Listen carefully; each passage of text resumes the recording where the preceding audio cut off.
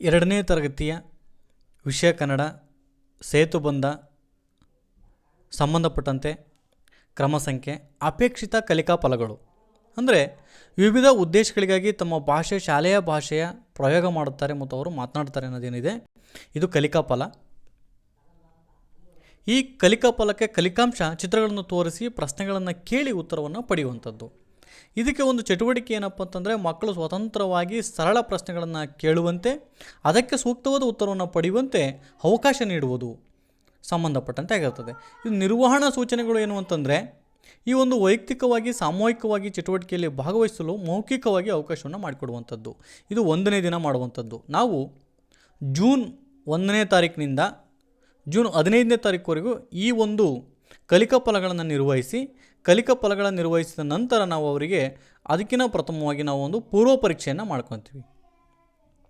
ಪೂರ್ವ ಪರೀಕ್ಷೆಯನ್ನು ಮಾಡಿಕೊಂಡು ಈ ಒಂದು ಏನು ಕೊಟ್ಟಿದ್ದಾರೆ ಕಲಿಕಾ ಫಲಗಳನ್ನು ನಾವು DSRTಯಿಂದ ಏನಿದೆ ಈ ಕಲಿಕಾ ಫಲಗಳನ್ನು ನಾವು ತರಗತಿ ಅವರು 15 ದಿನ ಅವರಿಗೆ ಪಾಠವನ್ನು ಮಾಡ್ತಾ ಇದನ್ನು ನಾವು ಸೇತುಬಂಧ ಪೂರ್ವ ಪರೀಕ್ಷೆನ ಇದರ ಆಧಾರವಾಗಿ ಏನೀಗ ಮೇಲೆ ಕಲಿಕಾ ಫಲಗಳನ್ನು ಆಧಾರವಾಗಿ ನಾವೇನು ಮಾಡಬೇಕು ಈ ಒಂದು ಸೇತುಬಂಧ ಪೂರ್ವ ಪರೀಕ್ಷೆ ಪ್ರಶ್ನೆ ಪತ್ರಿಕೆಯನ್ನು ತೆಗಿಬೇಕಾಗುತ್ತೆ.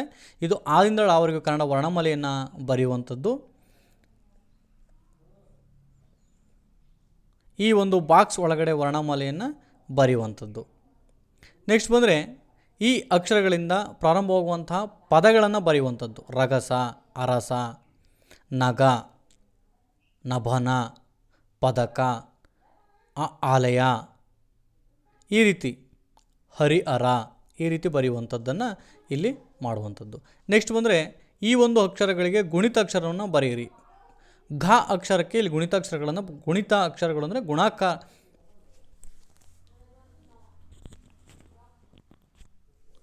ಬರೆಯುವಂಥದ್ದು. ನ ಅಕ್ಷರಕ್ಕೆ ಗುಣಾಕಾರ ಗುಣಿತಾಕ್ಷರಗಳನ್ನು ಬರೆಯುವಂಥದ್ದು. ನೆಕ್ಸ್ಟ್ ಬಂದರೆ ಈ ಚಿತ್ರಗಳನ್ನು ನೋಡಿ ಸರಿ ಹೊಂದಿರುವಂಥ ಪದಕ್ಕೆ ಗೆರೆಯನ್ನು ಎಳೆಯುವಂಥದ್ದು. ಅಂದರೆ ಚಮಚ ಎಲ್ಲಿದೆ ಅಲ್ಲಿ ಗೆರೆಯನ್ನು ಎಳೆಯುವಂಥದ್ದು, ಪದಕ ಎಲ್ಲಿದೆ ಅಲ್ಲಿ ಗೆರೆಯನ್ನು ಎಳೆಯುವಂಥದ್ದು, ಪಠ ಎಲ್ಲಿದೆ ಈ ರೀತಿ ಸರಿಯನ್ನು ಹೊಂದಿಸುವಂಥದ್ದು. ನೆಕ್ಸ್ಟ್ ಬಂದರೆ ಈ ವಾಕ್ಯಗಳನ್ನು ನಾವೇನು ಮಾಡಬೇಕಾಗುತ್ತೆ ನಕಲು ಮಾಡುವಂಥದ್ದು. ಅಂದರೆ ನಾವು ಕಾಪಿರೈಟಿಂಗ್ನಲ್ಲಿ ಯಾವ ರೀತಿ ಬರಿತೀವೋ ಆ ರೀತಿ ನಾವೇನು ಮಾಡಬೇಕು ಇದೇ ವಾಕ್ಯವನ್ನು ಮೇಲಿನ ವಾಕ್ಯವನ್ನು ಇಲ್ಲಿ ನಕಲು ಮಾಡಿ ಬರೆಯುವಂಥದ್ದು. ನೆಕ್ಸ್ಟ್ ಬಂದರೆ ಇಲ್ಲಿರುವಂತಹ ಅಕ್ಷರಗಳನ್ನು ಬಳಸಿಕೊಂಡು ನಾವೇನು ಮಾಡಬೇಕು ಅಂತಂದರೆ 5 ಪದಗಳನ್ನು ರಚನೆ ಮಾಡುವಂಥದ್ದು. ಅಂದರೆ ರಗಸ,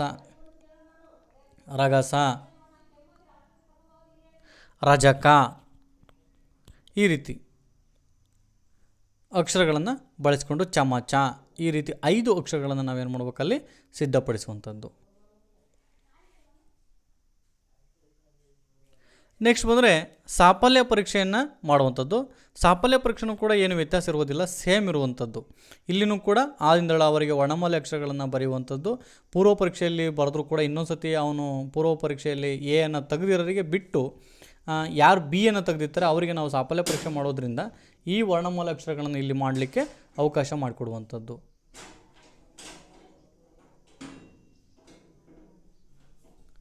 ನೆಕ್ಸ್ಟ್ ಬಂದರೆ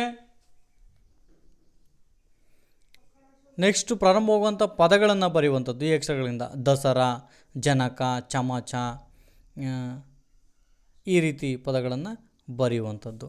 ನೆಕ್ಸ್ಟು ಈ ರಾ ಅಕ್ಷರಕ್ಕೆ ಗುಣಿತಾಕ್ಷರಗಳು, ಭ ಅಕ್ಷರಕ್ಕೆ ಮತ್ತು ಲಹ ಅಕ್ಷರಕ್ಕೆ ಈ ಗುಣಿತಾಕ್ಷರಗಳನ್ನು ಬರೆಯುವಂಥದ್ದು. ಯಾರು ಪೂರ್ವ ಪರೀಕ್ಷೆಯಲ್ಲಿ ಎಯನ್ನು ತೆಗೆದಿರ್ತಾರೆ ಅವರನ್ನು ಬಿಟ್ಟು ಯಾರು ಬಿ ಅನ್ನು ತೆಗೆದಿರ್ತಾರೆ ಅವರಿಗೆ ನಾವೇನು ಮಾಡ್ತೀವಿ ಸಾಫಲ್ಯ ಪರೀಕ್ಷೆಯನ್ನು ಮಾಡ್ತೀವಿ.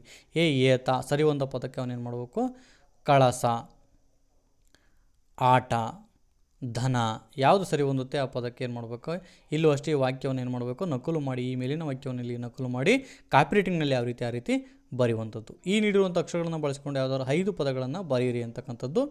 ಇಲ್ಲಿ ಮದನ, ಹರಸ, ಚಮಚ, ಪದಕ ಈ ರೀತಿ ಅಕ್ಷರಗಳನ್ನು 5 ಅಕ್ಷರಗಳನ್ನು ಇಲ್ಲಿ ಬರೆಯುವಂಥದ್ದು.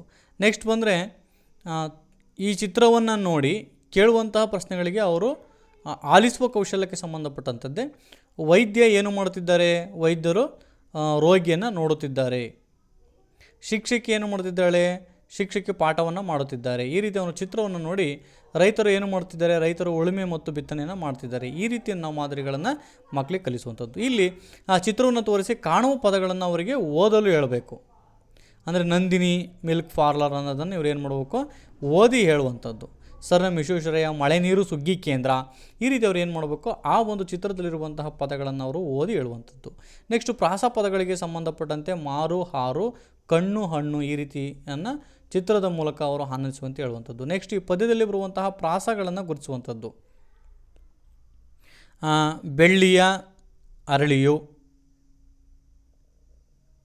ಈ ರೀತಿ ಅವನ ಪ್ರಾಸ ಪದಗಳನ್ನು ಹೇಳುವಂಥದ್ದು. ಇಲ್ಲಿ ಸೆರೆಯನು ಹರಿಯುತ್ತ, ಬಾನಲ್ಲಿ ತೇಲುವನು ಏನಿದೆ ಇದರಲ್ಲಿ ಪ್ರಾಸಪದಗಳನ್ನು ಗುರುತಿಸುವಂಥದ್ದನ್ನು ಇಲ್ಲಿ, ಅದ್ರ ಜೊತೆಗೆ ನಾವು ಇನ್ನೂ ಬೇರೆ ಬೇರೆ ಪದ್ಯಗಳನ್ನು ಕೊಟ್ಟು ಆ ಪದ್ಯದಲ್ಲಿರುವಂತಹ ಪ್ರಾಸಪದ್ಯಗಳನ್ನು ಗುರುತಿಸುವಂತೆ ಹೇಳ್ಬೋದು. ಆಮೇಲೆ ಈ ಚಿತ್ರವನ್ನು ತೋರಿಸಿ ಪದ ಹೇಳಿಸಿ ನಕಲು ಮಾಡುವಂಥದ್ದು. ಇದೇ ಚಿತ್ರವನ್ನು ತೋರಿಸಿ ಇಲ್ಲಿ ಮೋಡ ಅಂತೇಳಿ ಅವನು ಇಲ್ಲಿ ಬರೆಯುವಂಥದ್ದು. ಈ ಚಿತ್ರವನ್ನು ನೋಡಿ ಹಾಗಸ ಅಂತೇಳಿ ಹಾಗಸವನ್ನು ಇಲ್ಲಿ ಬರೆಯುವಂಥದ್ದು. ಈ ರೀತಿ ನಾವು ಮಾಡುವಂಥದ್ದು. ನೆಕ್ಸ್ಟ್ ಬಂದರೆ ಇದಕ್ಕೆ ಸಂಬಂಧಪಟ್ಟಂತೆ ನೋಡೋದಾದರೆ ಇಲ್ಲಿರುವಂತಹ ಚಿತ್ರವನ್ನು ನೋಡಿ ಆ ಪದವನ್ನು ಕೊಟ್ಟಿರುವಂಥ ಪದವನ್ನು ಹೊಂದಿಸಿ ಅಕ್ಷರಕ್ಕೆ ಏನು ಮಾಡಬೇಕು ಅನ್ನೋ ವೃತ್ತವನ್ನು ಹಾಕಬೇಕು. ಈಗ ಇಲ್ಲಿ ಘ ಅಂತಿದೆ, ಈ ಘ ಅಕ್ಷರಕ್ಕೆ ವೃತ್ತವನ್ನು ಹಾಕುವಂಥದ್ದು. ಠ ಇದೆ, ಠ ಅಕ್ಷರಕ್ಕೆ ವೃತ್ತವನ್ನು ಇದರೊಳಗಡೆ ಹಾಕುವಂಥದ್ದು. ಈ ರೀತಿ ಮಾಡುವಂಥದ್ದು. ನೆಕ್ಸ್ಟ್ ಬಂದರೆ ವೃತ್ತದಲ್ಲಿ ನೀಡುವಂಥ ಅಕ್ಷರಗಳನ್ನು ಬಳಸಿ ಮಧ್ಯದಲ್ಲಿನ ನಾ ಬರುವಂತೆ ಮಾದರಿಯಂತೆ ಪದಗಳನ್ನು ರಚಿಸಿ ಮಕ್ಕಳಿಂದ ಬರೆಸಿ ಓದಿಸುವಂಥದ್ದು. ಮನಸ್ಸು ಮತ್ತು ಪಾನಕ ಈ ರೀತಿ ಅಕ್ಷರಗಳನ್ನು ಕೂಡಿಸಿ ನಾವು ಸರಿಸಿ ಅವರಿಗೆ ಇಲ್ಲಿ ಆ ಪದಗಳನ್ನು ಇಲ್ಲಿ ಬರೆಸುವಂಥದ್ದನ್ನು ನಾವು ಮಾಡುವಂಥದ್ದು.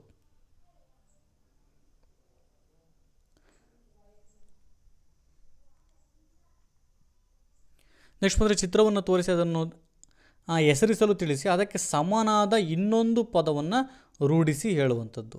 ಇಲ್ಲಿ ಹೀನ ಅಂದರೆ ಅದಕ್ಕೆ ಇನ್ನೊಂದು ಪದ ರವಿ. ಇಲ್ಲಿ ಮಂಗ ಅಂತಿದೆ, ಇಲ್ಲಿ ನಾವು ಕೋತಿ ಅಂತ ಬರಿಬೋದು. ಈ ರೀತಿ ಇನ್ನೊಂದು ಪದ ಇರುವಂಥದ್ದು ನಾವೇನು ಮಾಡಬೇಕು, ಇಲ್ಲಿ ಬರೆಸುವಂಥದ್ದನ್ನು ಮಾಡುವಂಥದ್ದು. ಮರ, ಈ ರೀತಿ ಇವಕ್ಕೆ ಇನ್ನೊಂದು ಪದವನ್ನು ನಾವಿಲ್ಲಿ ಬರೆಸುವಂಥದ್ದನ್ನು ಮಾಡ್ಬೋದು. ನೆಕ್ಸ್ಟ್ ಬಂದರೆ ನೀಡಿರುವಂಥ ಗದ್ಯ ಭಾಗವನ್ನು ವಿದ್ಯಾರ್ಥಿಗಳು ಸರಿಯಾದ ಗಾತ್ರ ಅಂತರದೊಂದಿಗೆ ಬರೆಯಲು ಪ್ರೇರೇಪಿಸಿ ನಂತರ ಬರಹವನ್ನು ಓದಿಸುವಂಥದ್ದು. ಇಲ್ಲಿರುವಂತಹ ಬರಹವನ್ನು ಏನು ಮಾಡೋದವರು ನೀಟಾಗಿ ಓದುವಂಥದ್ದು. ಓದಿಸಿ ನಾವು ಅದನ್ನು ಮೌಖಿಕವಾಗಿ ಮತ್ತು ಅವರು ಓದುವ ಕೌಶಲ್ಯವನ್ನು ಇಲ್ಲಿ ತಿಳಿಯಲು ಅನುಕೂಲ ಆಗುವಂಥದ್ದು. ಇದು ಪೂರ್ವ ಪರೀಕ್ಷೆ ಮತ್ತು ಪೂರ್ವ ಪರೀಕ್ಷೆ ಆದ ನಂತರ ನಾವು ಅವರಿಗೆ ಏನು ಕಲಿಕಾ ಫಲಗಳಿದ್ದಾವೆ ಅವು ಜೂನ್ 1ರಿಂದ ಜೂನ್ 15ನೇ ತಾರೀಕುವರೆಗೂ ಮಾಡಿ ನಂತರ ಅವರಿಗೆ ಸಾಫಲ್ಯ ಪರೀಕ್ಷೆಯನ್ನು ಮಾಡಿ, ಯಾರು ಪೂರ್ವ ಪರೀಕ್ಷೆಯಲ್ಲಿ ಬಿ ಅನ್ನು ತೆಗೆದಿರ್ತಾರೆ ಅವರಿಗೆ ಸಾಫಲ್ಯ ಪರೀಕ್ಷೆಯನ್ನು ಮಾಡಿ ನಂತರ ನಾವು ಜೂನ್ 15 ನಂತರ ನಿರಂತರ ತರಗತಿ ಅವರನ್ನು ಮುಂದುವರಿಸುವಂಥದ್ದು. Thank you for watching video.